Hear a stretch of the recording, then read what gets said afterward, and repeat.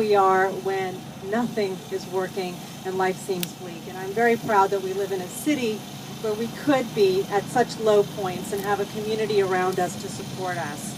I want to welcome you all here and thank you for joining us on the 25th World AIDS Day.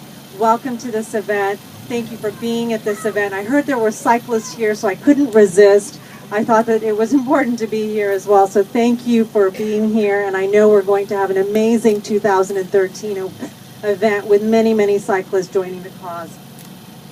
I think we all know how many people throughout the universe has been affected and afflicted with HIV/AIDS. If I can just bring it locally, we know that in Long Beach over 3,000 people have died, 3,000 of our own people.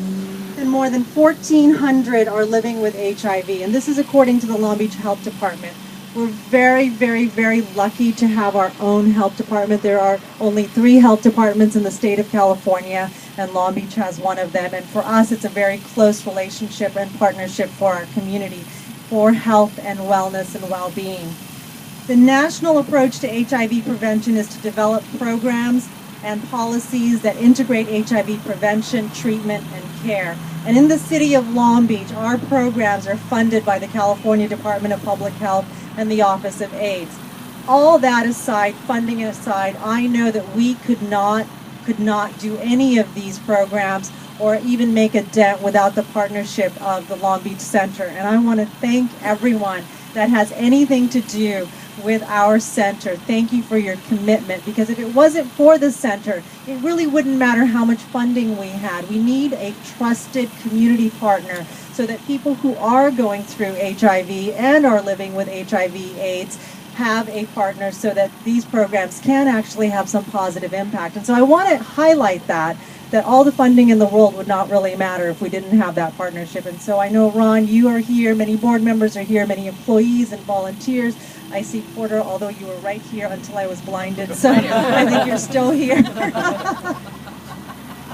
This is very humbling. This must be what it feels like when Ron puts on an Academy Award.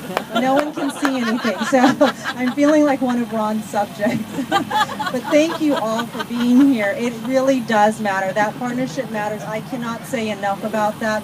I have known about programs and opportunities in other cities that are very well funded, but they don't have the success rates to show for it because they don't have that community partnership. And it's not just in health, it's in anything. And so for that, I'm very grateful. I want to touch a little bit about what's happening. I think we feel as though from the 80s we've somehow conquered a big part of this beast that we've been dealing with for decades and decades. But something's going on with our younger generation that actually gives me pause. I know it gives a lot of you pause.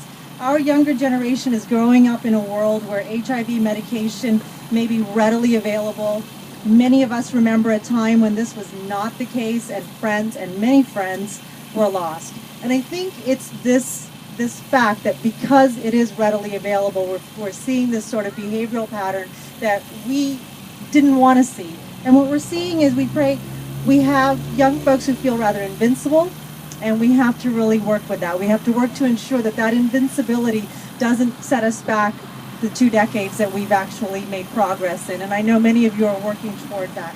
What we're doing today, though, today we pay tribute to those who have passed, and we celebrate our HIV-positive brothers and sisters who choose to live their lives to the fullest, because really, what other choice do we have? Other than to live with what we are given, what other choice do we have? And then to try and live well. Over the past few years, we continue to see a steep increase, however, in HIV cases among the youth population.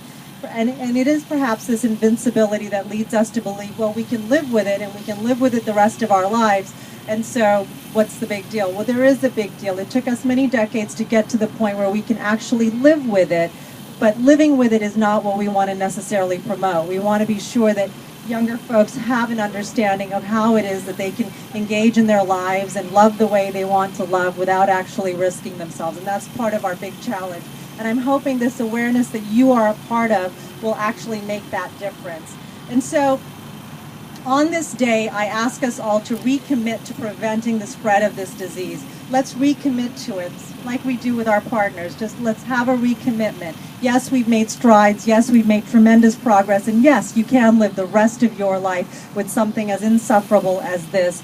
But we have to recommit to make sure that we don't see a greater spread. And so we want to fight the stigma associated with infection and ending this pandemic once and for all. And that's going to take us to recommit to it. Getting to zero, which is this year's theme, 0 new HIV infections, 0 deaths from AIDS-related illnesses, and 0 discrimination. I stand and I stay committed to this cause and to you, and I want to stand with you and alongside you as we go down this path. I'm very happy that this is just one of the many events in this city of Long Beach focused on World AIDS Day. For this event, I want to thank the center. I know I keep thanking the center, but without their partnership, none of this is going to happen. I want to thank St. Mary's Care Program and the many volunteers for putting together the public educational event. And I especially want to thank the cyclists. They're going to ride in the Belmont Shore Christmas Parade today and the Holiday Parade. I want to thank you for that. It keeps with really our theme of living well, living healthy. Anyone can cycle for the most part in some way, and I think next year's World AIDS Day and the cycling event that's going to happen as part of it is going to be a very, very, very important way for us to spread the awareness and really wrap it around living healthy and active lifestyle. Because those of us who actually are living the rest of our lives with terrible conditions and maintaining with medications, I think this highlight through cycling lets us remember that things can be maintained as long as we choose active and healthy lifestyles to the best way possible. And so for that, I want to thank you. Thank you for all for being here, and hopefully we'll see you not only at the Holiday Parade, but every event associated with this awareness campaign. Good night.